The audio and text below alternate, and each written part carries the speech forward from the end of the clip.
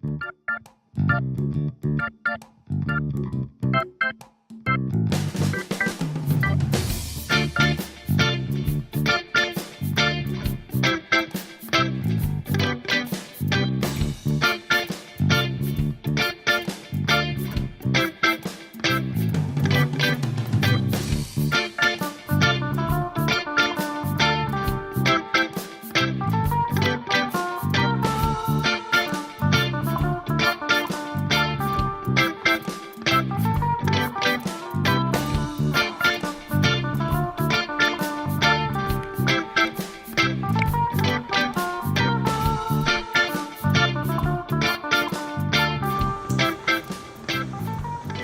2002, I caught my first rainbow trout on fly, and we were up in North Georgia, and we caught several trout that day, and we got out of the stream, went down to the local country store, and we're looking in the cooler and looking for some celebration beers, and I remember seeing a bottle with a green label, and it had a rainbow trout, art on it jumping out of the water.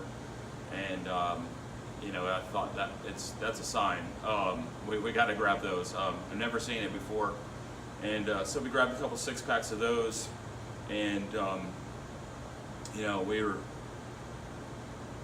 I drank my first sip, and it was love at first sip. It was like a really freaking good beer. Besides the cool label, it was just like a damn good beer, and I fell in love with it.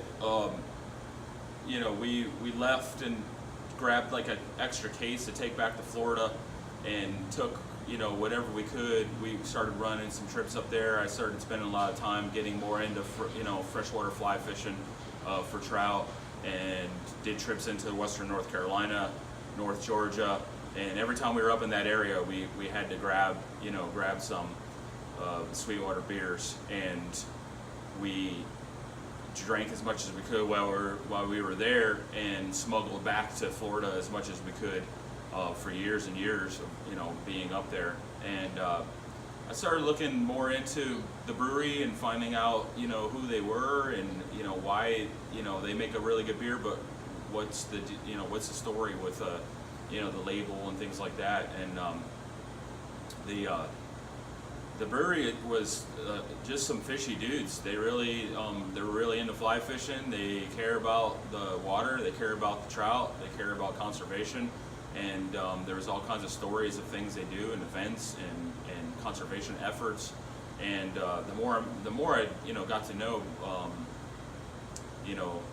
about them, the more I found out how freaking awesome they were. Besides brewing really good beers, so.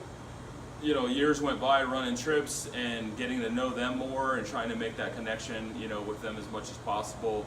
And it was our beer, our escape from Florida of saltwater, and just getting into the freshwater world of fly fishing. And it was pretty cool. And then in 2011, we were coming up with the idea of opening a fly fishing theme bar, and we thought it would be, a cool concept, place for, fly fishermen to go when they're not on the water, and a place where you can hang out after, and do some fly tying nights and sell some, merchandise, drink beers. We started looking into getting Sweetwater for it, and laying out the concept of a fly fishing bar and how it would work. And it was one of those things. We thought, if you're going to open an Irish pub, you should have Guinness. So if you're going to open a fly fishing bar, you should have Sweetwater. So we started getting closer in 2012, and we were looking at distribution, and turned out that you couldn't get Sweetwater anywhere except in the Panhandle area of Florida at the time. And we were willing to drive up there to get it. It was part of our brand. It was part of what we were going to do of building, a fly fishing bar. And the laws in Florida, we couldn't drive up there and get it, and the way the distribution works in Florida. So we were pretty devastated after that, and we started putting together our whole plan, and just the a fly fishing bar here with the coastal environment and a lot of Florida craft beers that fit well, and we had to roll with that. So we started out, we opened Barfly in 2012, in March 2012, and we just went full throttle with the whole concept. And then probably it was 6 months later, 8 months later, I came in and opened the bar one day. There's a business card on my door and had a note on the back and said, well, we left you something next door. So next door at the time was a hair salon, and down the road we ended up taking over that unit and expanding Barfly. But there was a hair salon there. We went over there and said, did somebody leave something for me? So I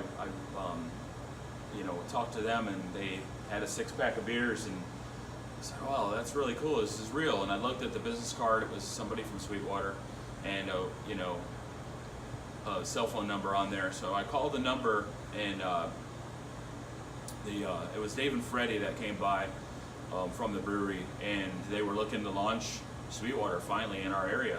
So I talked to them, I told them my whole story, I've been waiting for you guys. And so it turns out they launched into Tampa just months later.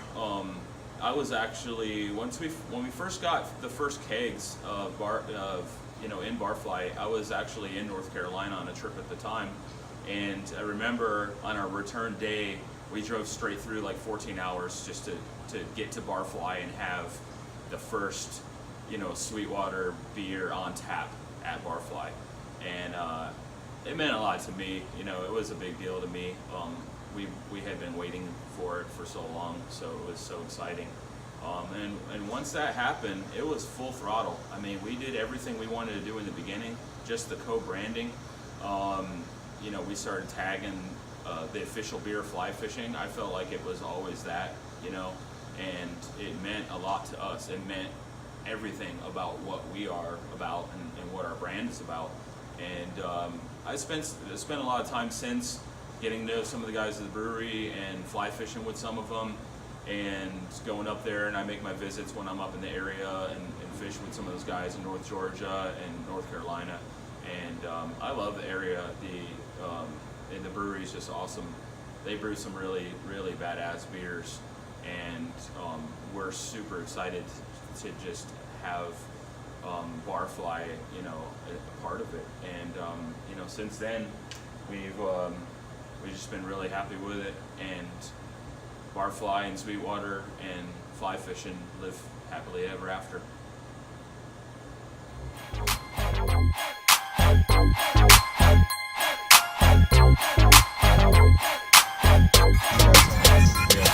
In the ATL, that's my homeboy. Watch your back if you're gonna walk alone, boy. Cause everybody in the homeboys trying to get rich. You could get hit even if you know 'em, boy. We the kings of the South. Pies in the oven, grills in the mouths.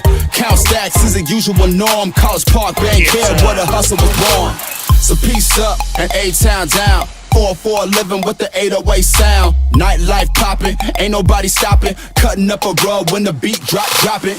The dirty birds nest here, and any haters get to talking, then they falling on the deaf ears. This is where trap music was born, on the 50-yard line of the Georgia Dome. In the ATL, pop that, drop that, dirty birds, you ain't never gonna stop.